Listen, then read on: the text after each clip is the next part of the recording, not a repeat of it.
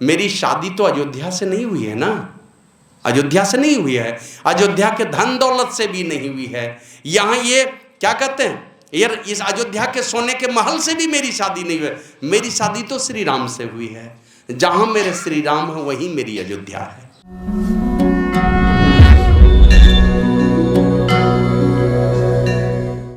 आप लोग जानते हैं, यही हाल ही में महाराणा प्रताप का जन्मदिन था। महाराणा प्रताप घास की रोटी खाए, बेटी को घास का रोटी बना के खिलाया जंगल में, वो भी घास की रोटी बिलार लेके भाग गया। लेकिन तो भी कभी भी अपने धर्म को नहीं बदला। अपने धर्म को और अपने देश की रक्षा के लिए जान की बाजी लगा करके चले गए दुनिया से। कभी ये धर्म की उंगली नहीं पकड़ा है। और हम लोगों के भी जो पूर्वज थे, है ना, जिस खानदान में मेरा जन्म हो, चाहे जिस जाति के जिस भी खानदान में हमारा जन्म हुआ है, हमारे पूर्वज निश्चित रूप से बड़ा ही दम वाला आदमी थे। और नहीं तो लोभ में, नहीं तो डर से धर्म बदल लेते। लेकिन विकट परिस्थिति में अपने धर्म को नहीं बदला और कुछ भी स्वीकार कर लिया, उन्होंने दुख झेलना स्वीकार किया, लेकिन कभी धर्म नहीं बदला। और हम लोग आज वैष्णव सनातन धर्म, वैदिक सनातन संस्कृति का झंडा लेकर के मेरे पूर्वज बढ़ते रहे और अभी हम लोग ढो रहे हैं। तो ये तो उसी प्रकार जो धर्मात्मा लोग हैं कभी अधर्म की उंगली नहीं पकड़ते, चाहे जीवन में जितनी परेशानी आ जाए। तो वही राजा बलि ने दान दे दिया। क्या दे दिया देखते हैं ना, वो जानते मेरे दादाजी की प्रतिष्ठा नहीं डूबनी चाहिए। और दान क्या किया, का 3 डेग जमीन। और 3 डेग तो छोड़ दीजिए, 2 ही डेग में आकाश पताल और ये मृत्यु भुवन, तीनों लोग 2 ही डेग में नाप लिए। मैंने अपने भी अब कहते हैं क्या, अब बोलो तीसरा डेग जमीन।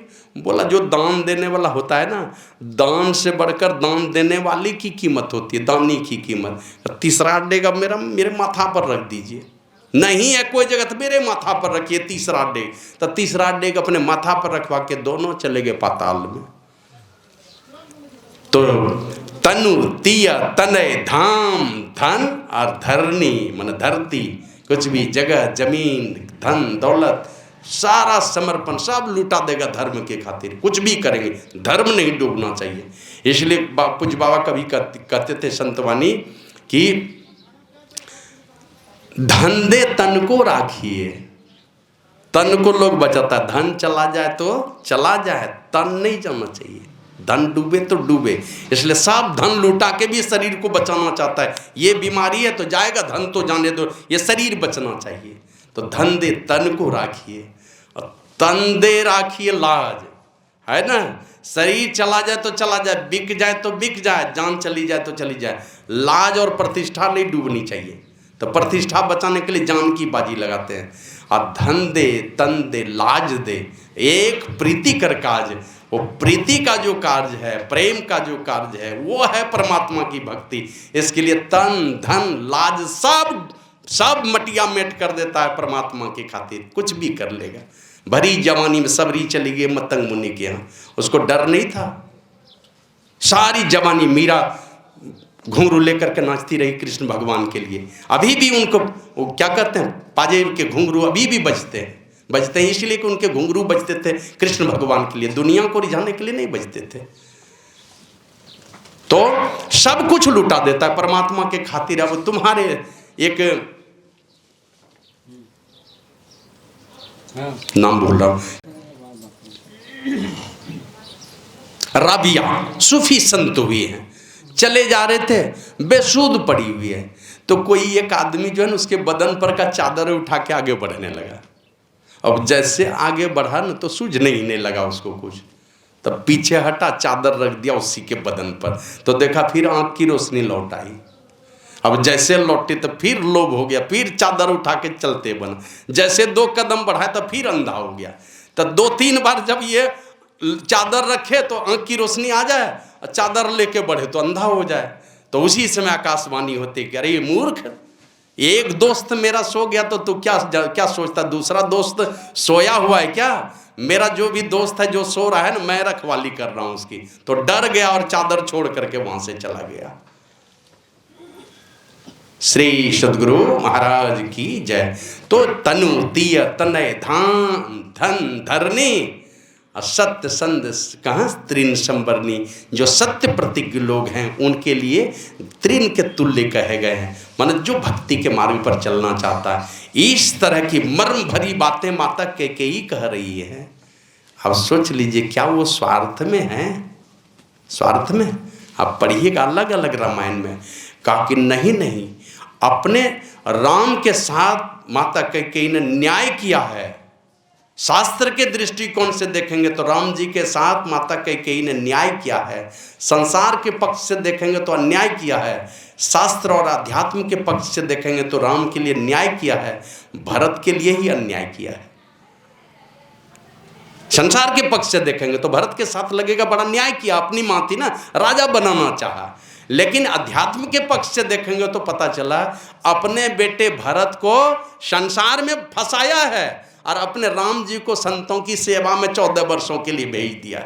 और वन में यहाँ रहते थे तो प्रजा की समस्याओं से परेशान थे, और वहाँ गए तो खाली ऋषि मुनियों के दर्शन करते रहे। चाहे भारद्वाज ऋषि हों, शरभंग ऋषि हों, अत्रि मुनि हों, वाल्मीकि मुनि हों, अगस्त ऋषि हों, मार्कंडेय ऋषि हों, जहाँ भी जरूरत पड़ी खाली तीर्थों में और धामों में और संतों का सानिध्य मिलता रहा भगवान श्री राम को। और यही कारण है 14 वर्षों में लौट कर का है, या पहले विश्वामित्र मुनि के साथ 22 वर्षों तक पढ़ाई की है उन्होंने, उस समय भी लौट कर का है। तो आध्यात्मिक ऊर्जा से अपने आप को भर कर के आए थे श्री राम।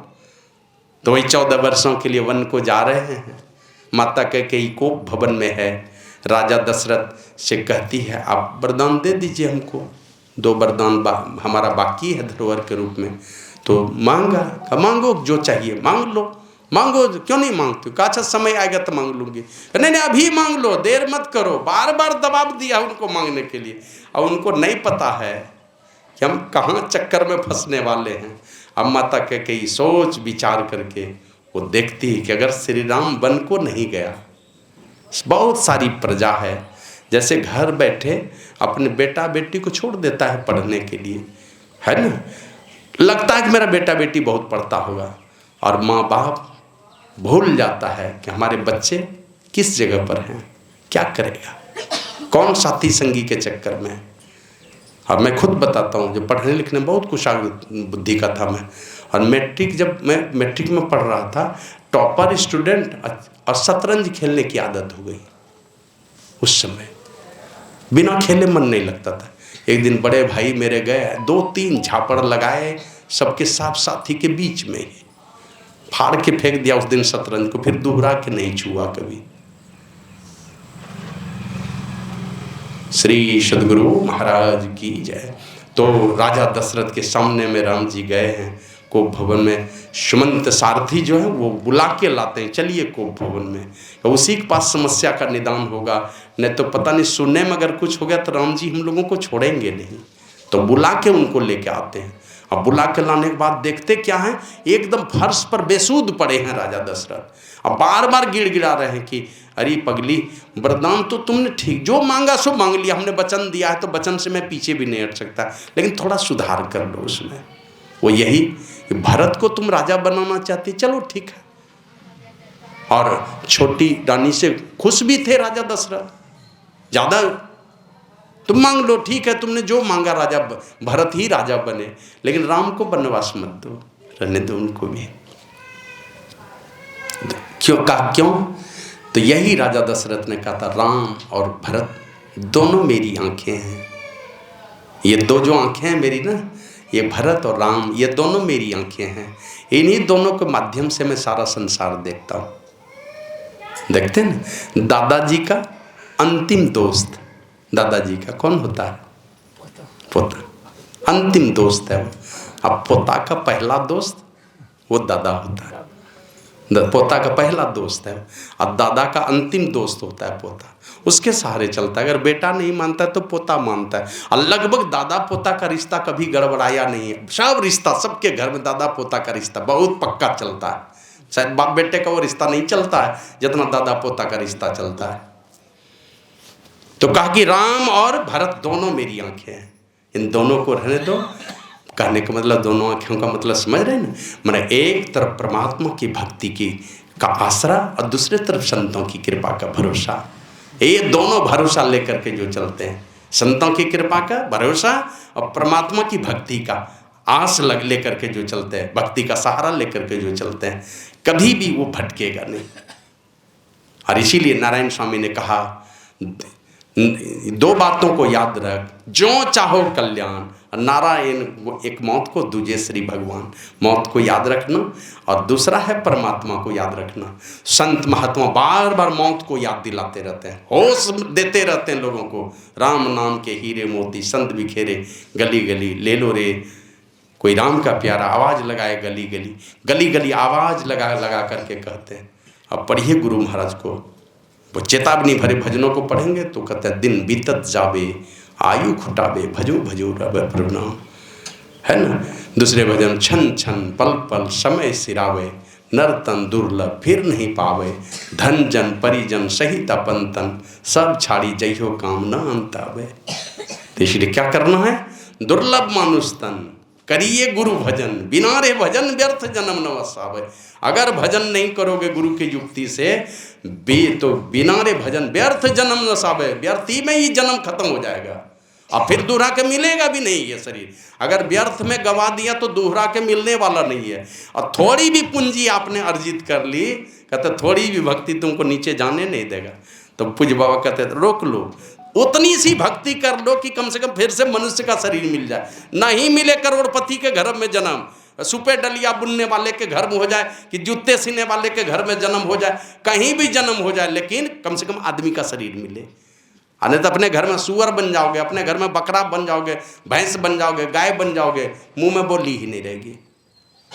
अब धूप लगी है, इतनी कड़ाके की धूप, आप पंखा चला लेते हैं। अब भैंस गाय को कौन कौन सा पंखा चला के देते हैं। नहाने की भी इच्छा है तो मालिक खोलेगा तब न जाएगा पानी में, वो पानी भी मिलेगा तभी पोखर में गर्म पानी मिलेगा। तो मुंह में बोली नहीं है। इसलिए उतनी पूंजी कमा लो जिससे कम से कम ये शरीर की गारंटी रह जाए। इतनी पूंजी कमाओ, थोड़ी भक्ति कर लो।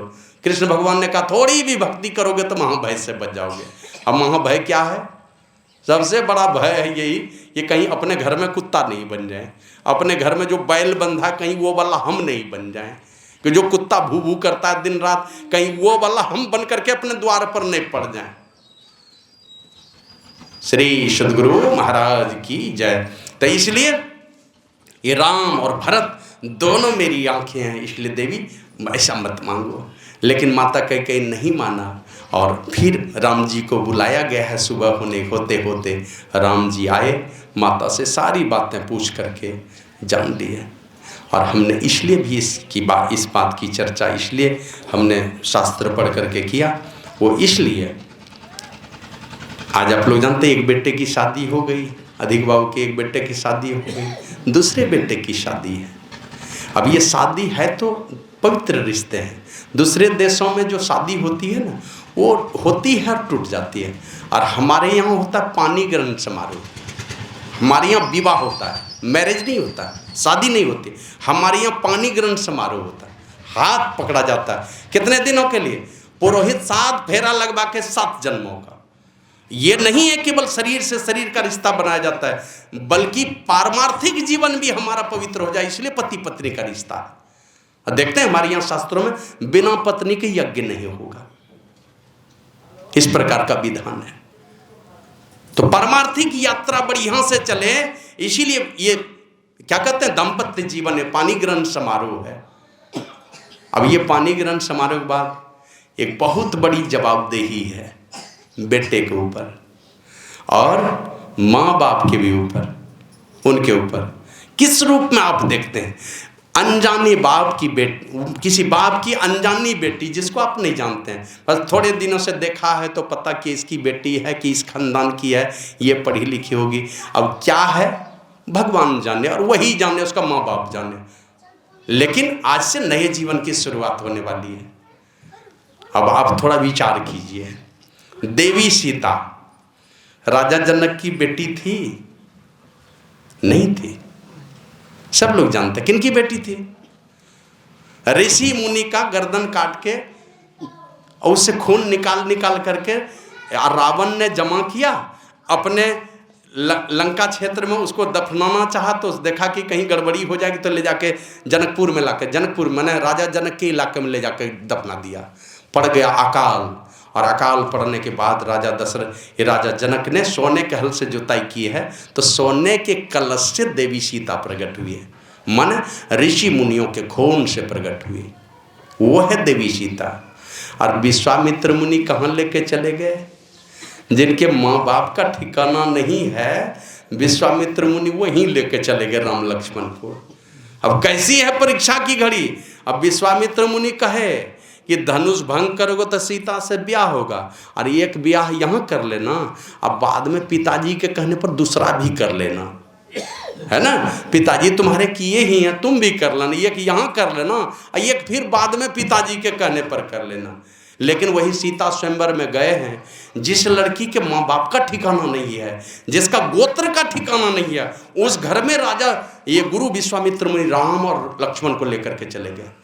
मन सूर्य वंश का सूर्य है राम जी, सूर्य वंश का सबसे अधिक चमकने वाला सूर्य है, और वो सूर्य को कहाँ लेकर के गया है? ऐसे लड़की से ब्याह करवाने जिसके माँ बाप का ही पता नहीं है, गोत्र का पता नहीं है, और धनुष भंग कराया।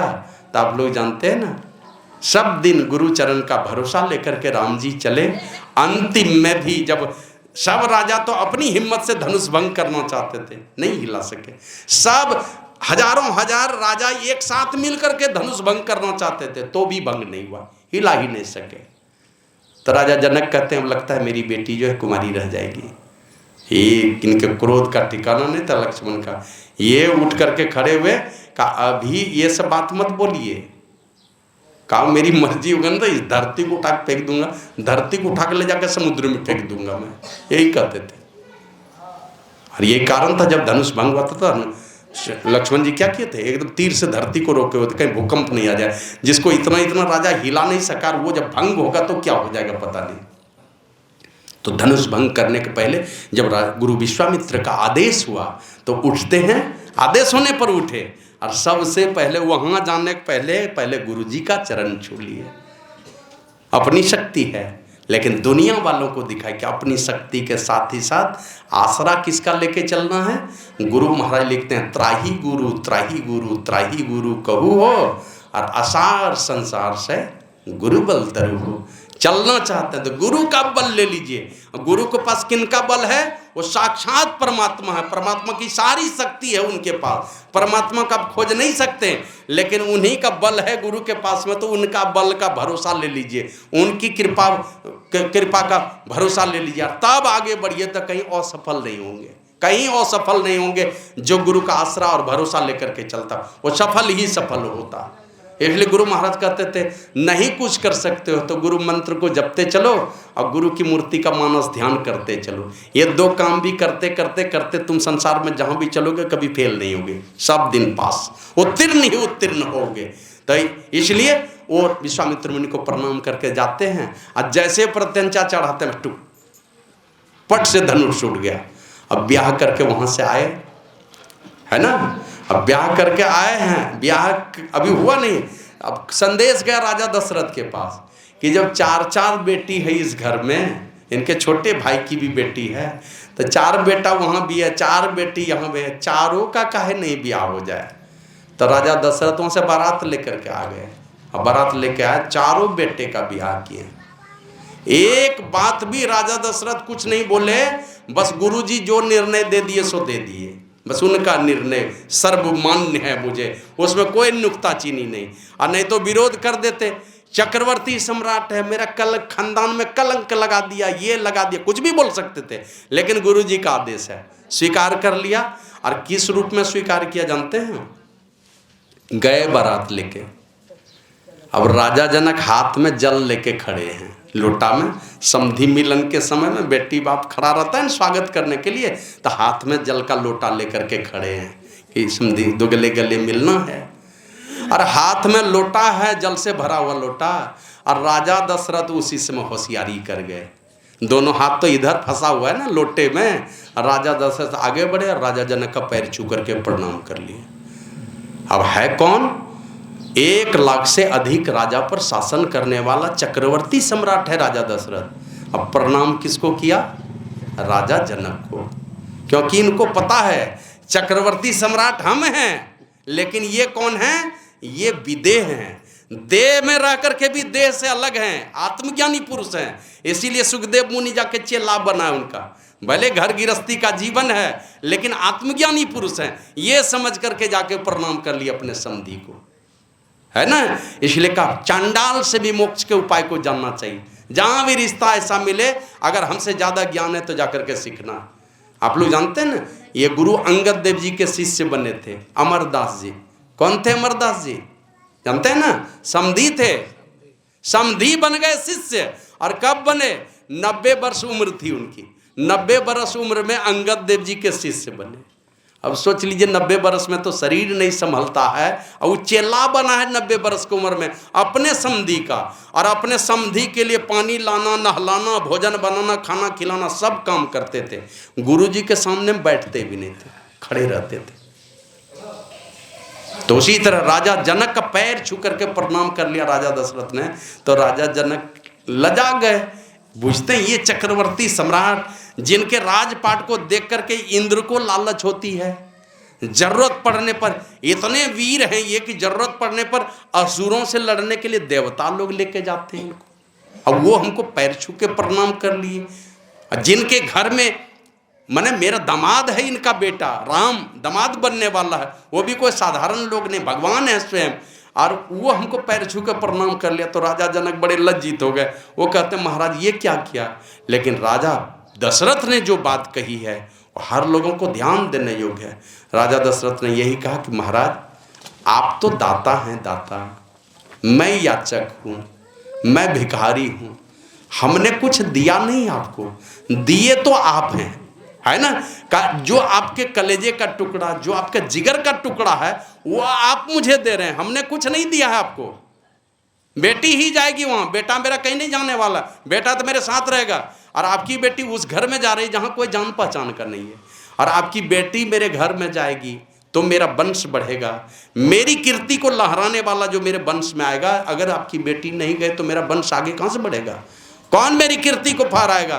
तो आप तो दाता हैं, दाता, मैं याचक हूं, और याचक तो सदैव दाता के सामने झुक के ही चलता है। लेकिन उसके बाद भी राजा दशरथ ने कुछ नहीं मांगा, लेकिन राजा जनक फिर भी पीछे नहीं हटा। आप जाइएगा अयोध्या जी, अगर गए होंगे कोई तो देखे होंगे, एक पहाड़ पर गए थे, नाम भूल गए उस पहाड़ का, एक बड़ा सा पहाड़ है वहाँ पर। तो वहाँ के लोगों से पूछा ये क्या है? तो बोले राजा जनक ने अपनी बेटी सीता के लिए इतना सोना चांदी हीरा जवाहरात ला के ढेर लगा दिया अयोध्या में। कुछ नहीं लिया था राजा दशरथ ने, सब छोड़ दिया वहीं पर। लेकिन बाप कब दम मारता, ला करके भर दिया इतना सोना चांदी हीरा जवाहरात कि दूसरे लोग लेके चला गया, अब खाली मिट्टी बची है यहाँ पर। और दहेज वाला पहाड़ था यहाँ पर, उसी के लिए बाप ने दिया था कि ये बेटी तो मेरे यहाँ दोहरा के आएगी नहीं, कौन मेरा बेटा, लोग पूछेगा कि नहीं पूछेगा, तो इसी खुशी माँ बाप कुछ न कुछ दे देता है उसको। तो इस प्रकार का रिश्ता था। अब देखिए बेटा इस घर से भी जाएगा शादी करने के लिए। अब देखिए किस तरह की घड़ी पैदा होने जा रही है। माँ बाप के साथ जीवन में जो प्रेम शब्द था ना, वो दुनिया का सबसे ज़्यादा अगर कहीं जुड़ा रहता है वो है माँ, है ना। दुनिया का सबसे छोटा और सबसे खूबसूरत शब्द है वो है माँ। और जैसे माँ शब्द की चर्चा होती है ना, तो बूढ़े लोग भी उनको अपनी माँ की याद आ जाती है, और किसी की याद आए कि नहीं, लेकिन माँ ऐसा शब्द है, इतना प्यार दिया है माँ ने, इतना दुलार किया है, इतना हमारे जीवन को सजाया संवारा है, और इतना आंसू बहाया है जीवन में, इतना दुख सहा है। कौन मंदिर में, कौन मठ में, कौन देवता के पास नहीं गई होगी हमारे और आपके लिए मेरी माँ। तो सारा प्रेम माँ बच्चों का कहाँ जुड़ा हुआ रहता है, वो है माँ बाप के साथ में। लेकिन आज से क्या होगा, जब शादी करने जा रहा है, आज से प्रेम में बंटवारा होगा, है ना। अब ये 10 रुपया है, 2 बेटा है, तो 5 5, 6 4, 7 3, ऐसे ही एक को ज़्यादा मानता है कुछ ज़्यादा दे देता है। चलो पढ़ता लिखता है, बड़ा कॉलेज में पढ़ता है, कुछ ज़्यादा खर्चा है तो उसको 6 रुपया दे दिया। छोटा वाला यही लोकल कॉलेज में पढ़ता है तो 4 रुपया दे दिया, 3 रुपया दे दिया। तो उसी तरह पत्नी है जिससे शादी करने जा रहा है और आप भेज रहे हैं वहाँ, उनके मांग में सिंदूर डालने के लिए। माँ बाप समझा बुझा करके यहाँ से लेके भेजें, बाजे गाजे के साथ वहाँ पर भेजें। आज से प्रेम में बंटवारा होगा, है ना। कुछ तो कमी आएगी। जो प्रेम माँ बाप के साथ जुड़ा था, अब दोनों के लिए परीक्षा की घड़ी है, माँ बाप के लिए भी और बेटे के लिए भी। उसके साथ में जो आएगी, एक तो अर्धांगिनी बन करके आ रही है, अग्नि देवता का साथ फेरा लेकर के कसम खा करके कि 7 जन्मों तक रिश्ता निभाएंगे। अब प्रेम में जब बंटवारा होगा, माता पिता को इसी समय दुख होना शुरू होता है।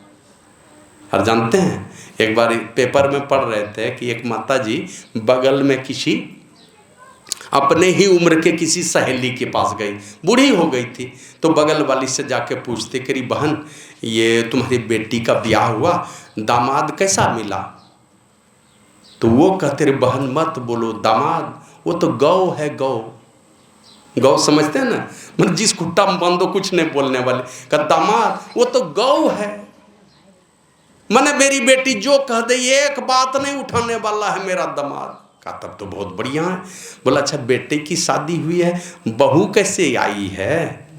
तो कहते रही बहन मत बोलो, बहू जब से आई है वो करमजली जब से आई है ना, ऐसे लगता है मेरे बेटे को खरीद लिया है उसने। मने बेटी के हाथ में दामाद बिक गया तो गौ, और बेटा बिक गया बहू के हाथ में तो हो गया वो करमजली। ये भरम दिमाग से हटा दीजिए, है ना, इसे एकदम हटा दीजिए। और दोनों में अभी के समय में दोनों में कुछ न कुछ कमी आई है। इनको उनके प्रति ये भाव नहीं पैदा हो कि मेरी बेटी आ रही है इस घर में। सबको छोड़ करके जिस माँ बाप के साथ पली बढ़ी है उसका कोई आसरा नहीं रह गया, अब तो इसी घर का आसरा है। ये तो इनको मन में बात नहीं बैठती कि मेरी बेटी आ रही है इस घर में।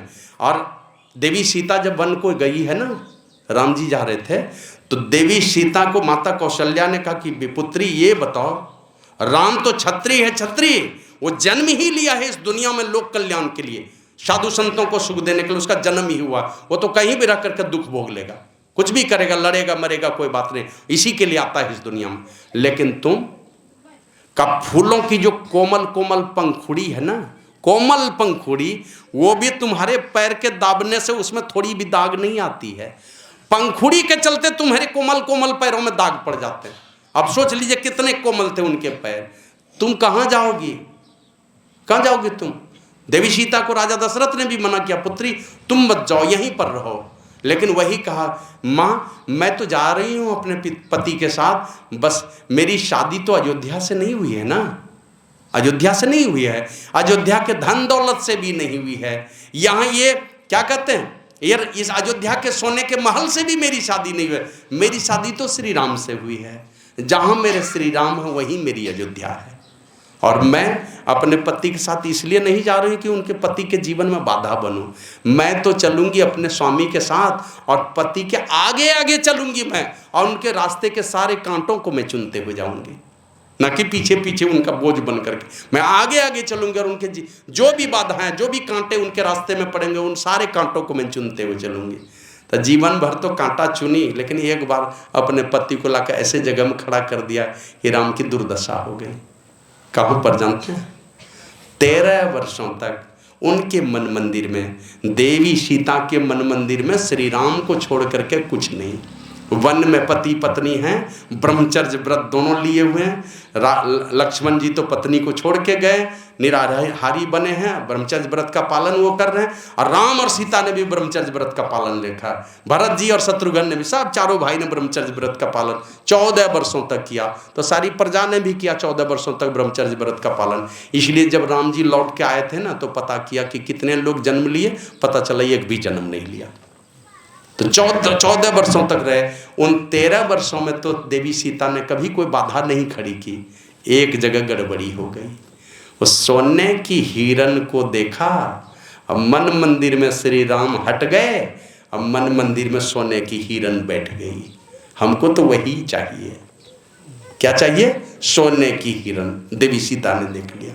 और वह सोने की हिरण की लालसा जहाँ जगी, मन सांसारिक चीजों की कामना जब तक आपके अंदर में आएगी, परमात्मा का ख्याल तो हटेगा ही हटेगा, वो हटेगा। इसलिए तनु तिय तनय धाम धाम धन धरनी सत्य संध तृण संबरनी, घास के समान कहा गया जो परमात्मा को प्राप्त करना चाहता है। और परमात्मा को छोड़ के संसार का जैसे ही ख्याल आया सांसारिक चीज़ों का, आपके जीवन में अशांति ही अशांति, मतलब शांति बहुत दूर चली जाएगी। और वही हुआ, सोने की सीता की खोज में देवी सीता और श्री राम के जीवन की शांति ही गुम हो गई। इतने विकट परिस्थिति आए। तो कभी भी हर पत्नी को चाहिए, पति के सामने में कभी ऐसी कोई परिस्थिति मत पैदा कीजिए, सांप छुछुंदर वाली स्थिति को उनको रोना पड़े, गिड़गिड़ाना पड़े, कहीं पगड़ी उतरने वाली नौबत नहीं आ जाए। कभी ऐसी परिस्थिति में ले जाकर के मत खड़ा कीजिए। और होता है ना, और ऐसी परिस्थिति कब आती है, जब हट कर बैठती है, जो घर में धर्म पत्नी बनकर के आई है, अब हट कर बैठी है कि इस बूढ़े बूढ़ी को रखोगे साथ में तो मैं रहूंगी ही नहीं, मैं चलती हूं मैं के। और इस जगह जो है बेटे का नाको दम हो जाता है कि इधर जाऊं कि इधर जाऊं, क्या करूं। माँ बाप को छोड़ते हैं तो समाज के लोग बुरा भला कहेंगे, कोई केस मुकदमा नहीं होगा। अब पत्नी की बात नहीं मानो तो माँ बाप ले दे करके सबको समेटेगा, भीतर जेल में डाल देगा। इसलिए इनको छोड़ देते हैं, उनको स्वीकार कर लेते हैं। तो इसलिए ये बहुत बड़ी जवाबदेही है। शादी होगी, आएगी, साथ में माता पिता को सोचना पड़ेगा, थोड़ा त्याग तो करना पड़ेगा। प्रेम कुछ घटा है, लेकिन दूसरे तरफ बेटे की जवाबदेही बनती है। अगर 1 रुपये का प्रेम माता पिता के साथ है तो कुछ तो कमी होगी, प्रेम पत्नी के साथ जुड़ेगा, है ना। लेकिन उस कमी को अगर चाहे कोई तो वो दूर हो सकता है। कौन करेगा इस कमी को पूरा? तो आप लोग जानते होंगे, अगर रामायण पढ़े होंगे तो जानते होंगे। भरत जी हैं नंदीग्राम में, वहीं रहते हैं, तपस्वी के वेश में हैं, फलाहारी बन करके रह रहे हैं, ब्रह्मचर्य व्रत का पालन करते हैं। उनकी पत्नी का क्या नाम था? मांडवी, है ना। देवी सीता की पत्नी राम जी की पत्नी सीता, फिर है उर्मिला लक्ष्मण की पत्नी, भरत की पत्नी मांडवी और शत्रुघ्न की पत्नी श्रुतिकीर्ति। तो मांडवी एक दिन एकाएक चली जाती है भरत जी के पास। अब वो कुछ खा रहे थे, अब ये जैसे गई तो छोड़ दिए खाने के लिए। तो ये कहती है, स्वामी मुझसे कुछ गलती हो गई क्या, मैं अपने मर्जी से आ गई इसलिए आप भोजन छोड़ दिए। कर पति पत्नी में इस तरह का परहेज होता है क्या? पति के पास आने के लिए पत्नी को कहीं परमिशन लेने की आवश्यकता, अनुमति लेने की आवश्यकता होती है। कहा इसलिए मैं दुखी नहीं हूँ। वो तुम जो यहाँ आई हो किस लिए आई हो ये बताओ। बोला मैं आपकी तपस्या में सहभागिनी बनना चाहती हूँ। समझ रहे हैं? सहभागिनी मतलब आप जो तपस्या करने चाहते हैं उसमें हमारी भी भागीदारी हो, हम भी भाग लेना चाहते हैं। हम आपकी नौकरानी बन के, दासी बन के आपकी सेवा करना चाहते हैं। आप तपस्या कीजिए, मैं सेवा करूँगी। तो वही कहा कि देवी एक तरफ तुम मेरे क्या कहते हो, धर्म के रास्ते में सहभागिनी बनना चाहती हो, दूसरे तरफ तुमने कभी विचार किया मेरे मन पर क्या गुजर रहा है? अगर तुम सहभागिनी बन के चलना चाहती हो तो तुमने कभी विचार किया जिस माँ का इकलौता बेटा और बहू वन में हो, जिस माँ का इकलौता बेटा और बहू वन में हो, कौन सेवा करेगा? जब दिन भर थकी मरी रहेगी तो कौन सेवा करेगा उनकी? और मान लीजिए बेटे और बहू की याद आ गई, वो बिलख बिलख करके रोने लगेगी, कोई तो आंसू पोंछने वाला चाहिए। अब तुम मेरे साथ रहोगी तो उस माता का क्या होगा जिसका इकलौता बेटा वन में चला गया, बहू वन में चली गई है। बोला स्वामी आप जो कहेंगे मैं वही करूँगी। कहा जाओ तुम सास ससुर उस सास की सेवा करना जिनका इकलौता बेटा और बहू वन में चला गया है। अपनी माँ नहीं है, भरत की अपनी माँ नहीं है, लेकिन कितना प्रेम है। और चाहते तो अपने साथ रख लेते, भरत जी नहीं रखे, अब भेजा माता कौशल्या की सेवा में। तो पत्नी मान लीजिए पिता और माता के साथ में प्रेम का कोटा अगर कम होता है, आधा अगर प्रेम हो गया, आधा प्रेम बहू जोड़ दे उसमें पूरा हो जाएगा। बेटा कम कर रहा है, बेटा का प्रेम पत्नी के तरफ चला गया, ससुराल के तरफ चला गया, लेकिन पत्नी तो है उनकी, आधा प्रेम वो जोड़ दे माँ बाप के साथ में, पूरा हो जाएगा, कोई खाई नहीं आएगी। और पति को जितना ऊंचा स्थान देते हैं थोड़ा सा स्थान दे दीजिए अपने सास ससुर को घर में, देखिएगा आप देवी बन जाएंगी समाज में। समाज के सारे लोग आपकी बड़ाई करना शुरू करेंगे जो बहू हैं घर की। सब कहेंगे कि अपने सास ससुर को एकदम देवी देवता की तरह मानते हैं, जबकि सास ससुर को बहुत कुछ नहीं चाहिए। समय पर भोजन किया, 2 ठो मीठी बात बोला, बाकी तो आप ही को चलना चलाना है घर परिवार। माँ बाप 2-4 पैसा छिपा के भी रखा है तो किसके लिए रखा? सब आप ही लोगों के लिए रखा। नहीं बताएगा, मर जाएगा, ऐसे अकाउंट में पड़ा रहेगा, तो दूसरे बेटा बेटी को मिलने वाला है क्या? वो तो आप ही को मिलेगा। जैसे आप वंशावली और उत्तराधिकारी प्रमाण पत्र बनाइएगा, आप ही को मिलने वाला है। तो मैं, ये परीक्षा की घड़ी है, दोनों तरफ से थोड़ा त्याग चाहिए।